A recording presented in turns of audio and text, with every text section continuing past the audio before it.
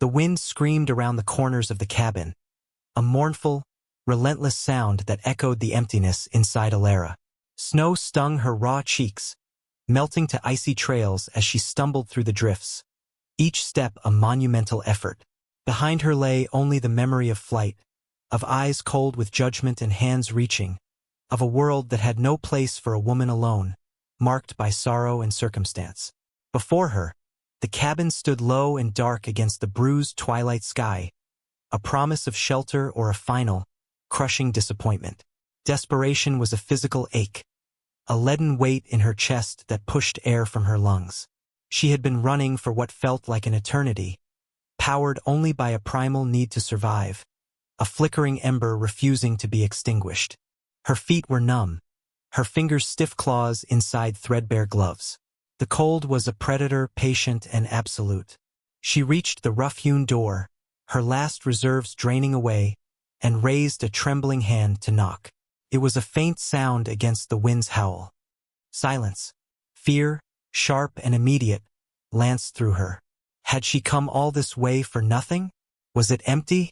Or worse, occupied by someone just as dangerous as though she fled?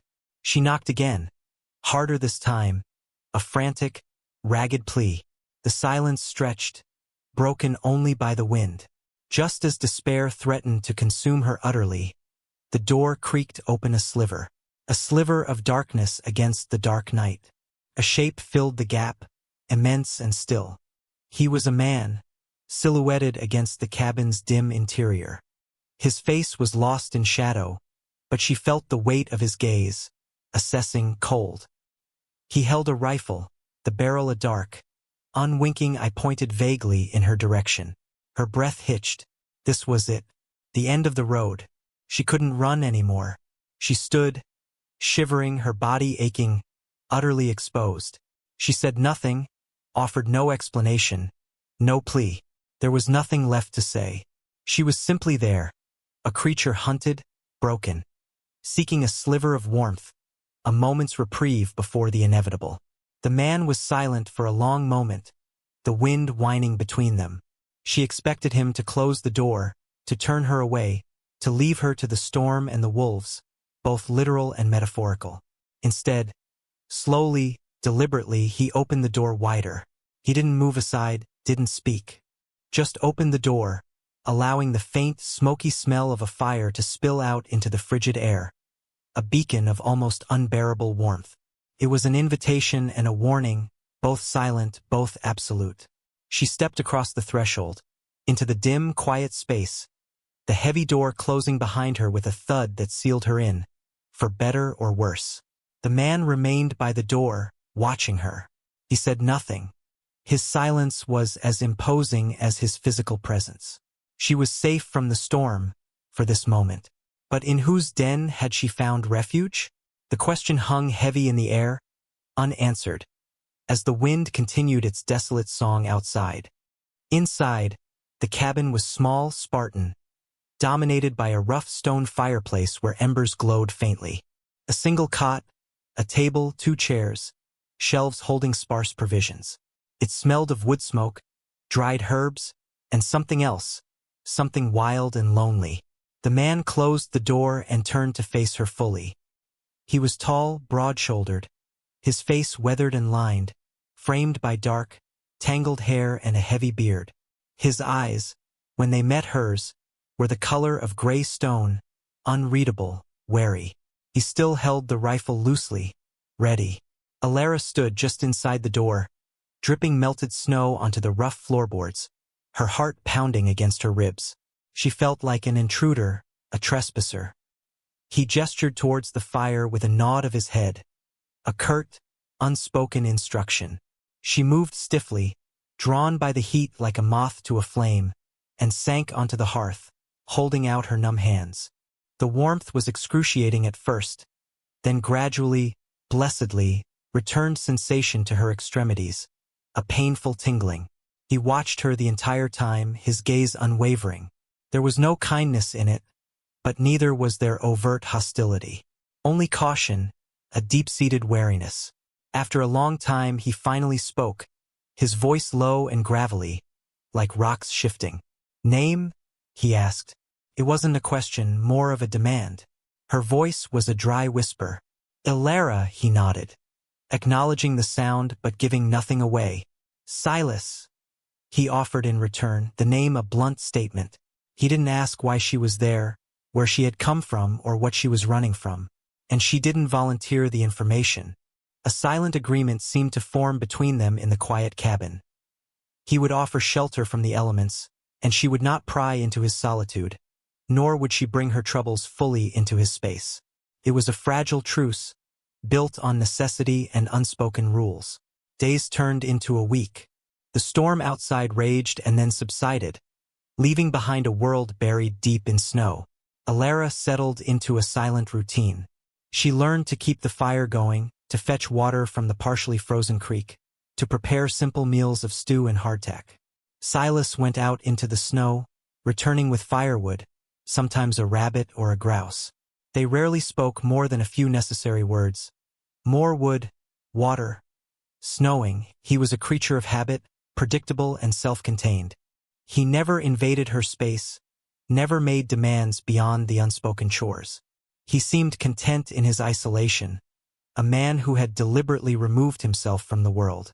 She watched him from the corner of her eye, observing the quiet strength in his movements, the way he handled the axe or the rifle, the solitude that seemed to cling to him like a second skin. She wondered about his past, what had brought him to this remote place, but she held her tongue. Her own past remained a heavy cloak, but the immediate threat felt less pressing here, buried under layers of snow and distance. The fear that had driven her here still lingered, a dull ache beneath her ribs, but the desperate edge had softened, replaced by the quiet rhythm of survival. She still flinched at sudden noises, still started from sleep, eyes wide in the darkness, listening. But the cabin was solid, the fire was warm, and Silas, though distant, was a presence, a silent sentinel. He never smiled, rarely showed any emotion, but she began to notice small things. The way he left the sharpest axe within her reach when she needed to split kindling. The extra blanket left folded neatly at the foot of her cot one night when the temperature dropped further. The way his eyes would briefly scan her when she seemed particularly weary. A flicker of something she couldn't name before the mask of stoicism returned. It wasn't trust yet, not truly, but a slow, hesitant recognition. A shared understanding built not on words, but on the quiet acts of two solitary figures navigating a world determined to break them. She found herself less afraid of him, and more conscious of a shared vulnerability, a fragile, unspoken alliance forming in the heart of the wilderness. Her own strength, long buried under fear and exhaustion, began to resurface, fueled by the necessity of their shared existence. The cabin, initially a cage of uncertainty, was slowly becoming a sanctuary. The tranquility, fragile as spun glass, shattered one late afternoon. The wind, which had calmed to a whisper, picked up again, carrying with it the distant, unmistakable sound of horses. 3 of them judging by the rhythm. Ilara froze, a cold dread seizing her. She knew that sound, knew what it often meant in the wild, untamed corners of the world. Trouble. Her eyes flew to Silas.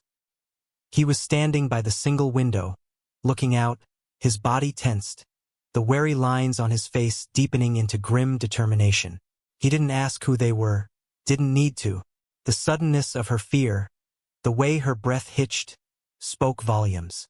This was what she had been running from, or something very much like it. He moved quickly, silently. "Behind the stores," he murmured, gesturing towards the small root cellar accessible through a trapdoor near the hearth. His voice was low, urgent. "And stay low. Don't make a sound."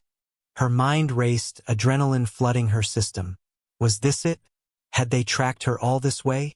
Or was it just random bandits, seeing a plume of smoke in the wilderness? Either way, the men on horseback were a threat. She scrambled towards the trapdoor, pulling it open with fumbling hands. Silas was already by the main door, checking the rifle, his movements efficient and precise. He didn't look at her, his focus entirely on the approaching danger. She lowered herself into the small, dark space, pulling the door shut over her head just as the horse's hooves crunched on the snow right outside the cabin. She could hear muffled voices, rough and demanding.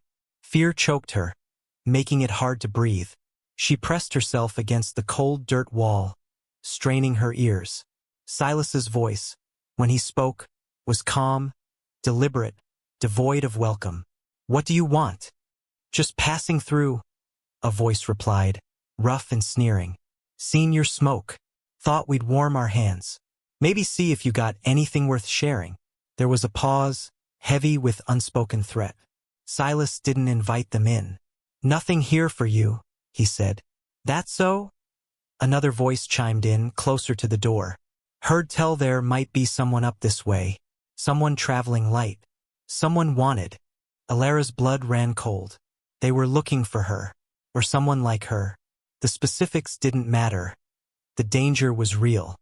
She could hear shifting outside, the creak of leather, the stamping of hooves. "Nobody here but me." Silas's voice was steady, unyielding.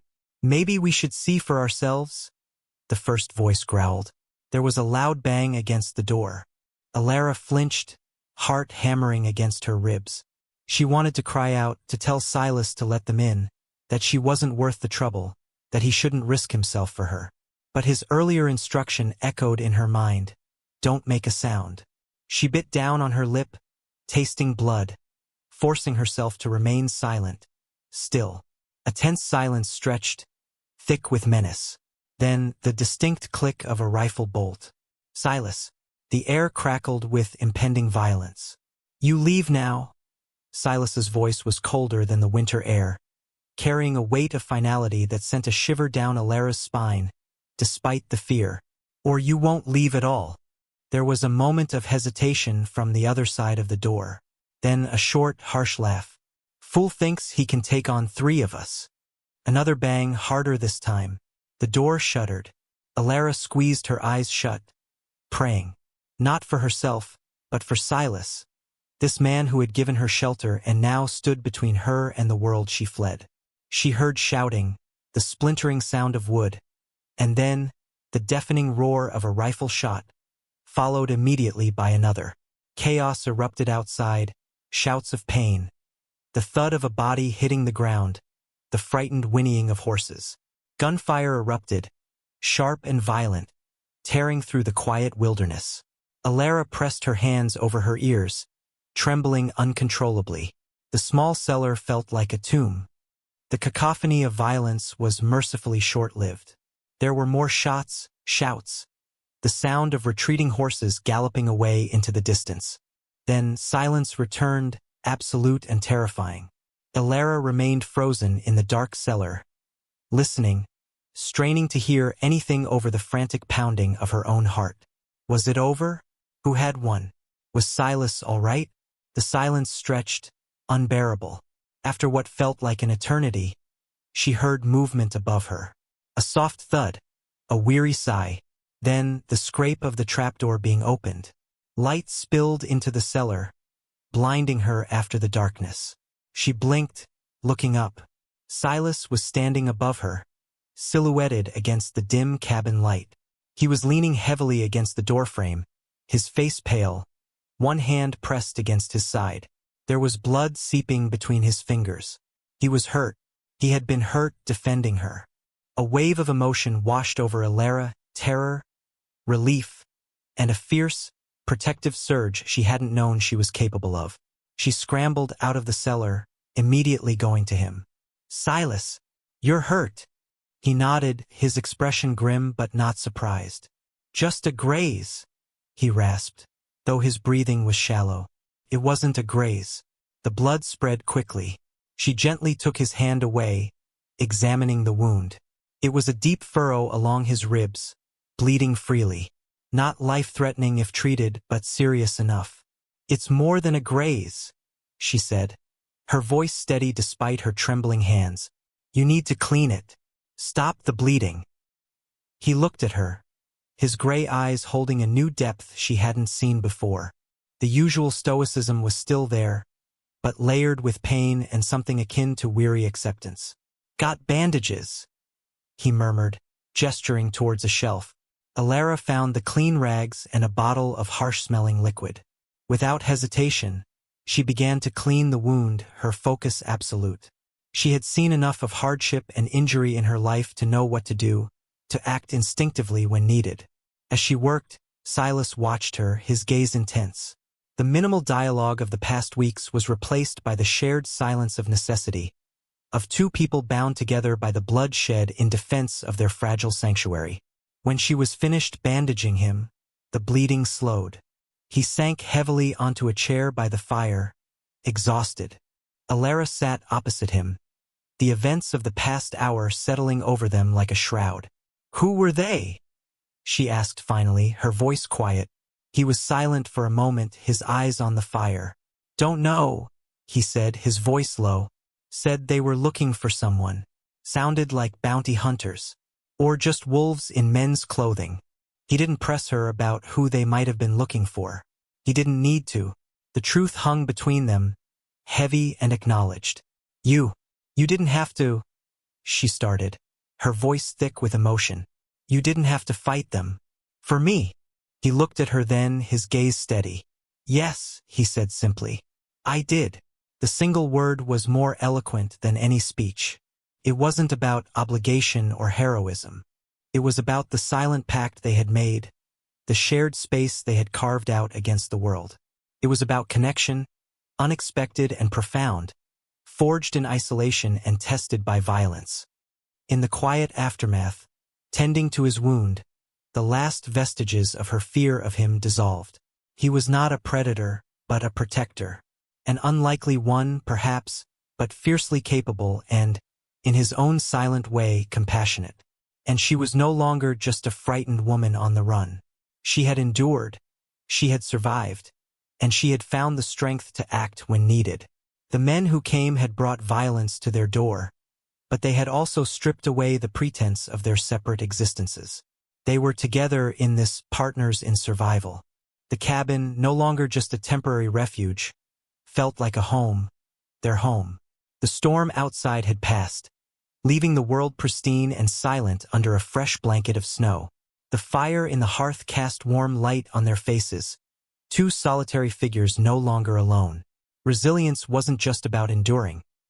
It was about finding strength in connection, about building something solid in the shifting sands of fear and uncertainty. Alara looked at Silas, at the lines of pain and weariness on his face, and saw not just a man who had saved her, but a partner. And he looked back at her, seeing not just a vulnerable woman he had sheltered, but a survivor, capable and strong. The world outside remained harsh and unpredictable, but within these four walls, a quiet strength had taken root, a foundation built on shared hardship, unspoken understanding, and the simple, profound act of standing together against the storm. They had faced the darkness, internal and external, and found a flicker of light in the shared space between them. The journey had been one of flight and fear, but it had led her not to an end, but to a beginning, here in the heart of the wilderness, with a man who had become her unexpected ally.